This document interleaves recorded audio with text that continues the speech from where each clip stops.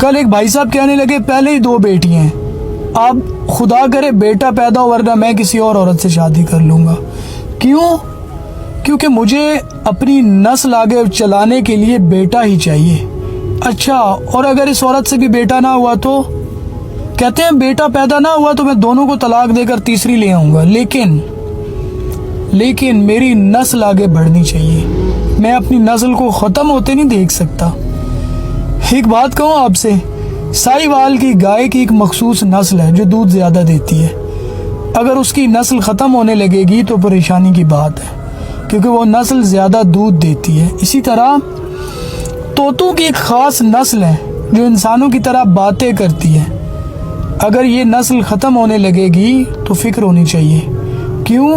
کیونکہ اس نسل کا خاتمہ ہو جائے گا تو پھر ایسی نسل دوبارہ نہیں آئے گی۔ لیکن آپ ہم سب کی طرح عام انسان ہیں، جیسے باقی 6-7 ارب لوگ اس دنیا میں رہتے ہیں۔ اور باقی رہی بات کہ مرنے کے بعد کوئی نام لینے والا بھی تو ہونا چاہیے، تو یہ بتائیے کہ آپ کے دادا کے والد کا کیا نام ہے؟ پچھلے 5 سالوں میں آپ نے ان کو کتنی بار یاد کیا ہے کوئی جواب؟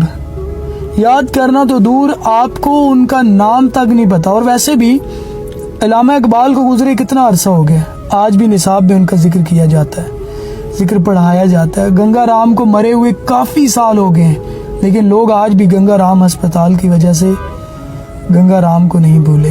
عیدی صاحب گزر گئے لیکن نام ابھی بھی زندہ ہے اور رہے گا انشاءاللہ۔ کچھ ایسا کر کے جاؤ کہ لوگ تمہارا نام لیں، بے شک تمہاری نسلیں تمہیں بھول جائیں۔